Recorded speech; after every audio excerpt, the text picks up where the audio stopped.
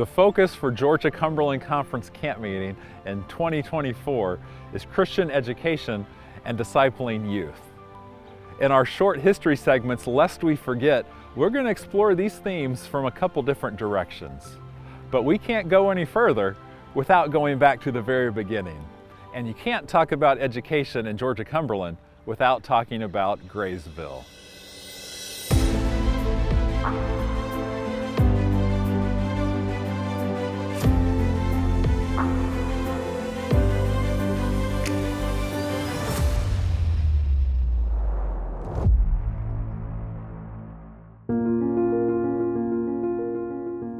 A few years after Adventist higher education took root in Battle Creek, Michigan, the Three Angels message was first shared in the southern states beginning in the 1870s.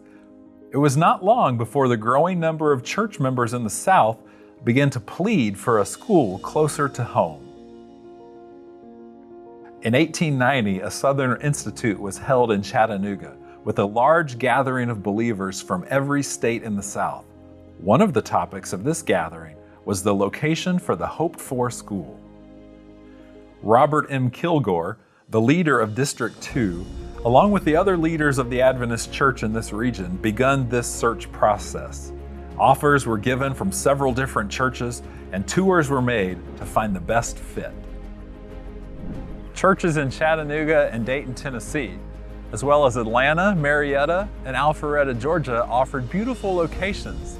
But at the time, it was decided that the best fit would be in Graysville, Tennessee, a small coal mining community on the Cumberland Plateau, surrounded by green hills, flowering dogwoods, and bubbling brooks.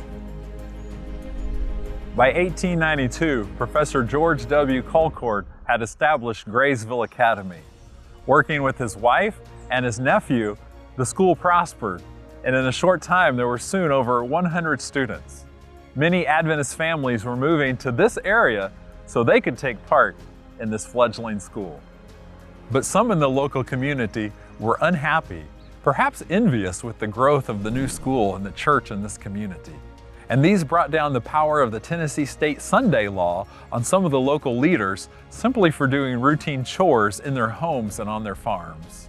In 1894, the school was forced to close down for a time due to the indictment of 14 members both of the school and the church, including Principal Colcord, as well as the manager of the boys' dorm, M.D. Sturdivant.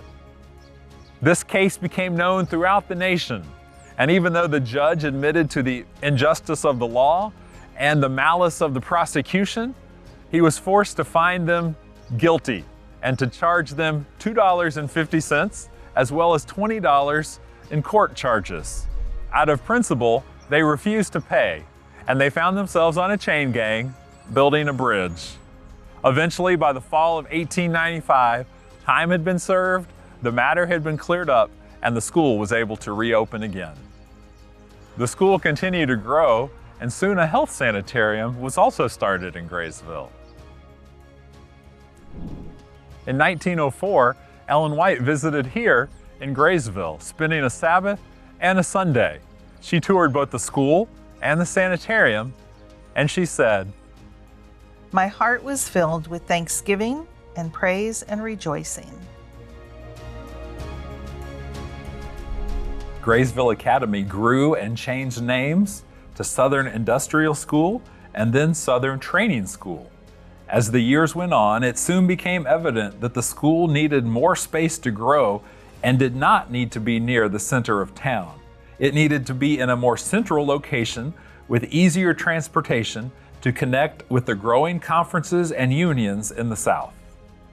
About that same time, the girls' dorm burned down, thankfully with no loss of life. And so the students and the faculty loaded up the wagons, farm implements, printing press, the bakery, and everything else, and begun the 30-mile journey to their new home, to a farm in a little community called Thatcher Switch. And once again, the school changed names to Southern Junior College. The sign on the train stop said Thatcher, but the school board asked the railroad to change it to College Park. But 2 weeks later, they decided on Collegedale, and so it was.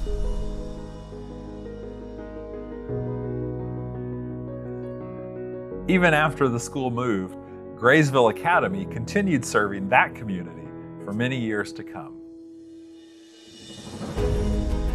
And so in 1915, Southern Junior College started a new school year in a new location with some new buildings, even though the boys were still living in tents.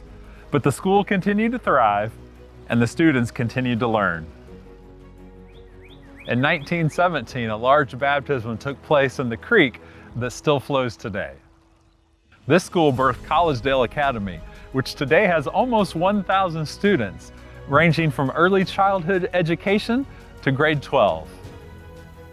These schools continue the legacy of teaching young people about living in this world while preparing for the next by making sure they know about Jesus. Is there a church school in your area? What can you do to help young people find something better and continue to grow in their relationship with God?